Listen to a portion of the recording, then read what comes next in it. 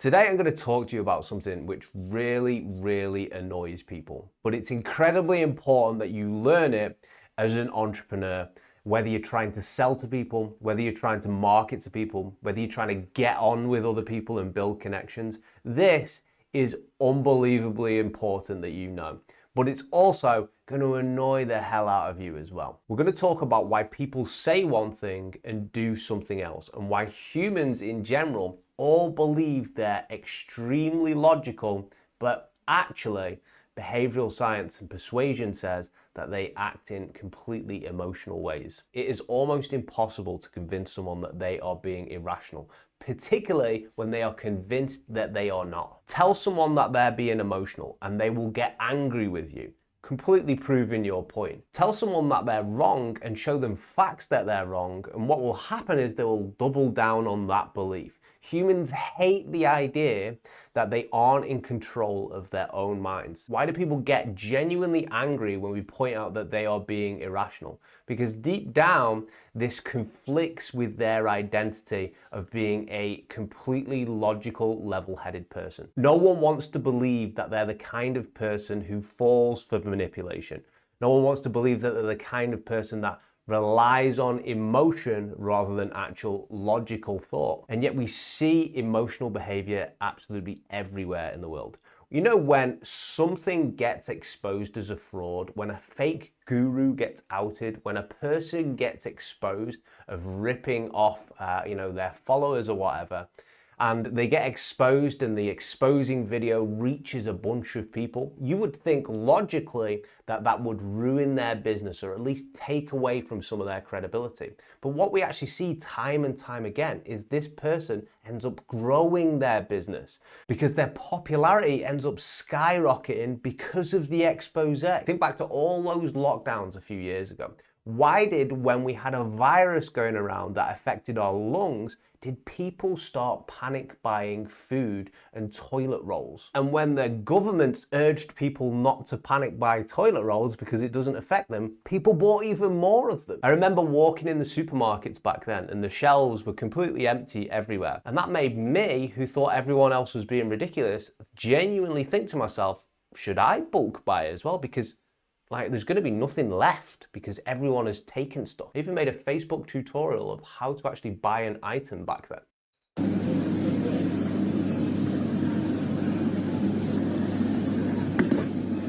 The truth is, what people say versus what they do and respond to are very different things.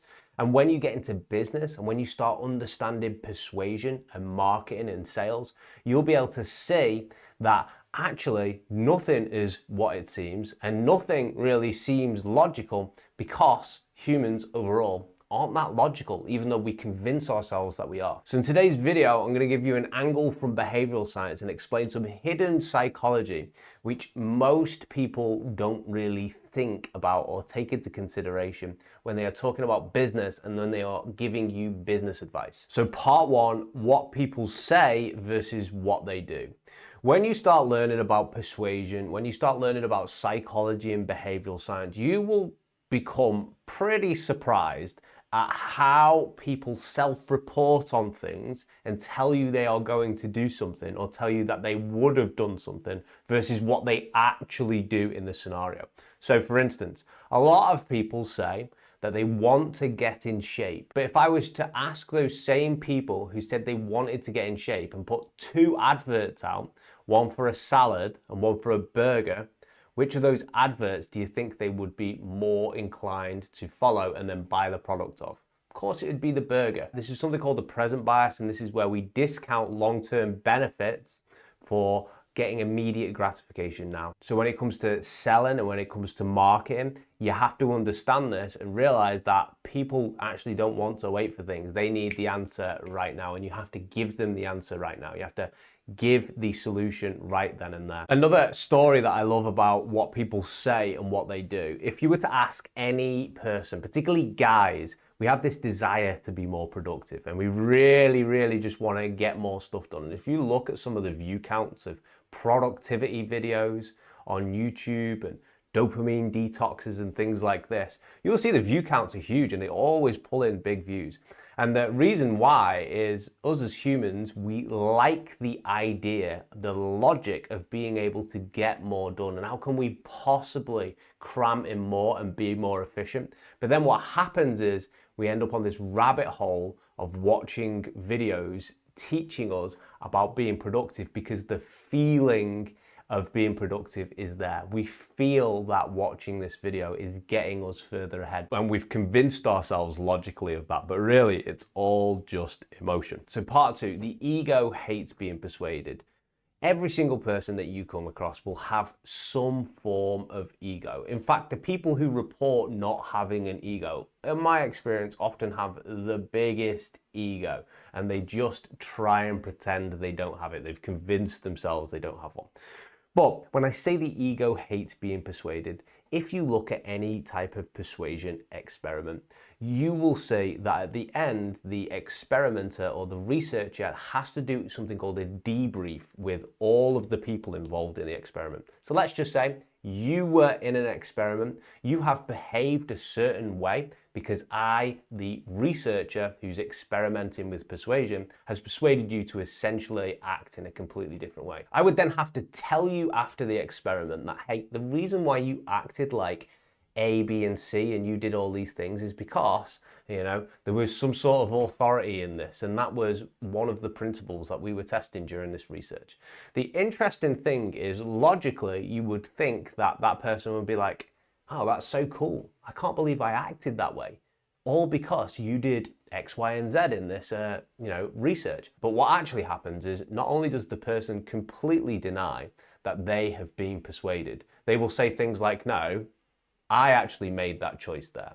And that was all me. It was nothing to do with you persuading me or anything like that. It was actually all my choice to make that. Not only will they do things like that, they'll actually get a little bit aggravated if you look into the studies, because people hate to be told that they're not fully in control of their actions. Because to admit something like that would be to admit vulnerability, would be to essentially admit that you've got a hole in your software and that hole needs patching. So knowing this is often the reason why you buy things that either you didn't want, you didn't need. When you go into a supermarket and then suddenly you come out, you only went in for like a loaf of bread and you come out with like 100 items. And if you were to ask yourself the question of that, you would think to yourself, well, I did need that and I kind of needed that as well and I kind of needed that. It's all just influence. You've been influenced to buy things by all the influence and persuasion that's happening around the store. So the next section is we're going to talk about the authority paradox. And I think this really demonstrates very, very well that people do not say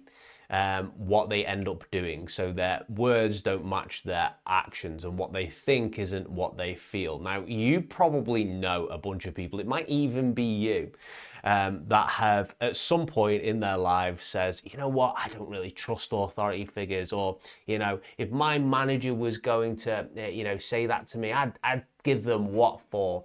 And they say all these types of things. But when we actually look at how people respond in the presence of authority, it's very, very different. I used to work with this guy and he would give it the big I am every day. Anytime he had a grievance in work, he would be like, they would never, pull the wool over my eyes. I would always, corner them on this. I would always bring things up for him. Yet when we would sit in a meeting room with any type of manager to have some sort of team discussion, he would always be the quietest person and would actually lose his voice, because how he thinks he would respond in that situation is very different to how he would actually respond. And there is authority experiments which cover just this. There's a very famous authority experiment called Milgram's experiment. So for those people who don't know what Milgram's experiment is, in a nutshell, essentially a bunch of participants attended a research study. They thought it was researching something else. It was actually researching how they would respond to authority figures and if they would comply to directions given by authority figures, even if they thought it would cause harm to another person. So let's pretend you are the person in the study and I am the experimenter. I would be telling you in the study to administer electric shocks to someone else. And these start from small electric shocks all the way up to dangerous electric shocks. And as we go along in the study, the person who you're administering these electric shocks to is an actor, but they're letting out screams of pain, right? And you would think that most people wouldn't actually progress very far in administering electric shocks to this person. But what they actually found is over 65% of people went all the way to the end, which is fatal levels of electric shocks, fake electric shocks that they didn't know were fake. So very, very interesting. Now, psychology researchers, before they did that study, thought that actually there's going to be less than 1% of people who go through this study. It's only going to be the psychopaths, right, who deliberately electrocute someone to death.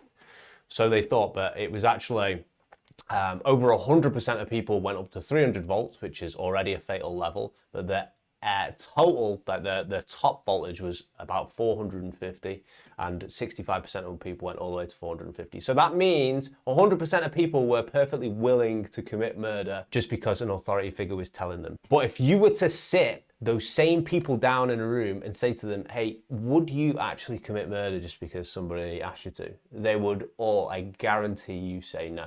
And the reason is that how people respond and how they think they would respond in situations is very, very different than how they would actually respond in situations. So to master psychology and behavioral science and marketing and sales, you've got to understand that people might be giving you feedback around a product, around something which you are looking for feedback on, whether it's your sales team or something like that.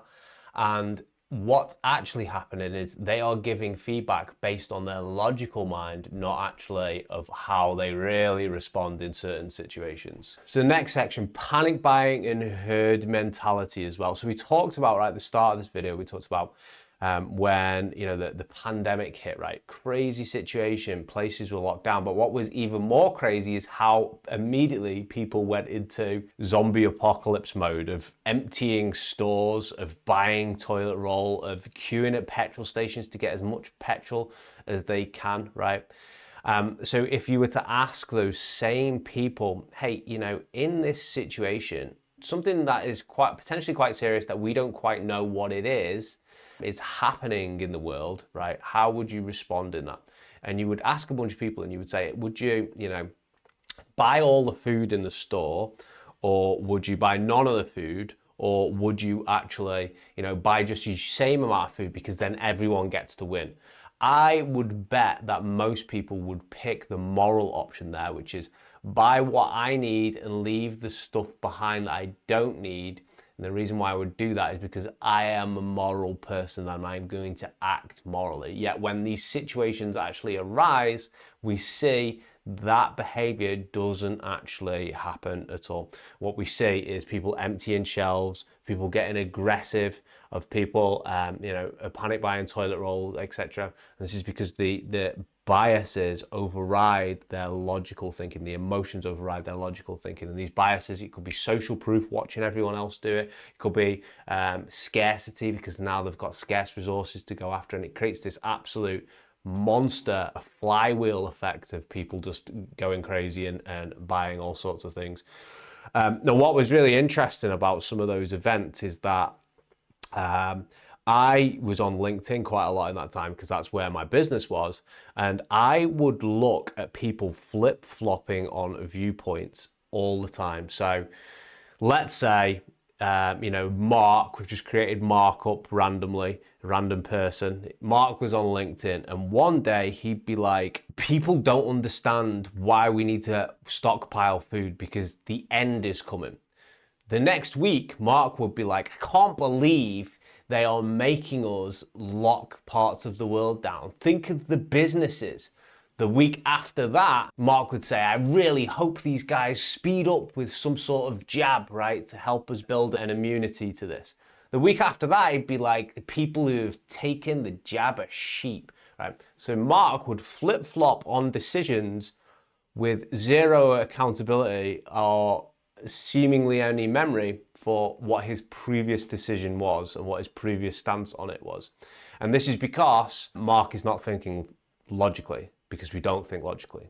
He's thinking emotionally, and he just feels like this opinion one day, and then he feels a different opinion the next day, and he voices it, but he thinks all of the opinions actually tie together. I was reading this great research paper recently, and I've got it on my phone somewhere. But basically, it was talking about how people view themselves in an incredibly moral light. And then what happens is they will do something which maybe isn't that moral, but when they get questioned on it, they will justify that, like, well, it was slightly different time back then, or, you know, there's different context to this. So they'll hold this like high belief for themselves. And then when they don't hit that belief, they will rationalize exactly why it was different or exactly why you're wrong, and it actually still ticked that box anyway. Very, very interesting stuff. This is all cognitive dissonance. If you guys are interested in that, cognitive dissonance is a fantastic subject. It is so, so interesting, and it really illustrates how people like don't always act how they think they will act and things like that. Okay, so the final part is exposing people have a tendency to make them more popular. So if we look at any situation, and this is why I don't really do an expose channel. When I expose someone, I'm exposing their persuasion tactics. I'm generally only doing commentary on some sort of influencer, some sort of public figures, persuasion tactics. I think if we have a bunch of people turn up here who are fans of the person that I'm commenting on, they really can go either way. Their opinion can. They can be like, this is the most insightful video ever on this person, or they can say like, I can't believe you are insinuating that you know, this person is doing all this, right? It really can go either way. But what the interesting thing is that for the likes of CoffeeZilla or Spencer, is it Spencer Cornelius? Spencer Cornelia, something like that. When they do expose videos on people, what you will actually see is that those people get more traffic and end up with more buyers, which makes no logical sense. And the reason why is that likability has the tendency to override people's logical thought. So likability is emotion, and logical thought is this person is a bad guy, right? Or you shouldn't buy from them. And if you were to ask a room of 100 people, they would all be like, well, I would never buy from, you know, a bad guy. Would actually make a stance about it, but very few people actually follow that. So a good example is the Wolf of Wall Street, right? Jordan Belfort. I've made a video on Jordan Belfort before about his book. It was a very good book, actually. But by all accounts, the Wolf of Wall Street, Jordan Belfort, is not a good guy, right? He robbed people. He really scammed people, you know, out of life savings and things like this. He then went to jail, and then to get himself off, he actually grassed and snitched on his own team of people and acted as an informant, even though he was the ringleader, all to get his own sentence reduced, right? So, like, betrayed a lot of people in a lot of different ways. But when the film Wolf of Wall Street came out, it's Leonardo DiCaprio, everyone likes Leonardo DiCaprio, painted him in such a funny and entertaining picture, it actually kick-started Jordan Belfort's fame again. Even though the film is about that he is actually not that good of a guy. It's just because Leonardo DiCaprio was likable, so then people then, and it painted Jordan Belfort as basically a big authority, and because of that, that has more weight than him actually being a scammer, which was very, very interesting. Very, very interesting. So you have to, when you're buying from people, I know that my audience here are probably in the education niche. When I say education niche, you're probably learning. That's why you're listening to these videos. You're learning and you're wanting to improve your own business as a business channel ultimately. And the interesting thing is that you might like people, but you should put them through, try to logically put them through that extra filter of like, is this guy actually a good guy? I got really ripped off by some dude that I just completely ignored all the red flags for, because they gave me some advice which was very, very helpful. When they gave me some advice which was very, very helpful, I like attached my focus to them and the focus was purely like, this guy is just a really, really good guy. And because of that, I opened myself up to be completely like taken for a ride by them. They lost a lot of money. Different story for a different time though. But my point is that your judgment can be clouded at all times. Even people like me who work in the persuasion space, who can name, 20 behavioral science studies and the details of them right here, right now, and tell you more about human psychology than most people would, and have learned some of the world's best experts in persuasion, I still can't see some of this stuff, and sometimes I just act too quickly and don't think logically. But very, very interesting stuff. Interesting how what we think versus what we feel. Humans are very, very different. And if you are trying to run your business, and this is the key takeaway of the video, if you're trying to run your business very logically, assuming that people act logically, you can have a rude awakening at some point, because that's just not how humans work. In my view, that's not how humans work in behavioral science, not how humans work in evolutionary psychology. We do things which are not logical, which are actually irrational a lot of the time. It doesn't make sense to do that. Hence why we have companies such as like Red Bull, where customers voted that it was one of the worst flavors that they'd ever had. And then, Red Bull has obviously skyrocketed in popularity, but like its main selling point and the reason why doesn't make any sense. Imagine trying to pitch investors to be like, I've got this brand new drinks idea. Like, this drink is voted by our customers as not tasting very nice. The investors will be like, what are you talking about? Like, why would we invest in this product? But then it's super popular. And it's because what is logical and what is rational is often not always the case. Okay, so I hope you enjoyed this video. I like talking about things like this. I am going to, at some point, create a more dry behavioral science / persuasion channel where we can talk about specific business practical tips that you can do in your business and things like this. And the reason why I just have this as a general conversation channel is this channel, when I first started it, was purely about LinkedIn, and I was teaching businesses how to get leads on LinkedIn.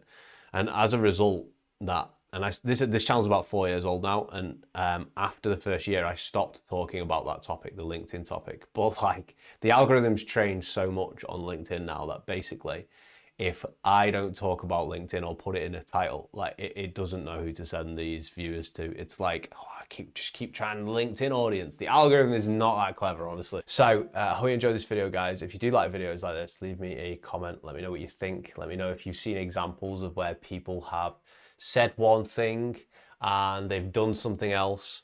I'm sure you have. I'm sure you have a million examples, because I have a million. If you enjoy this, I'll do another one on this topic. Take it easy. Bye-bye.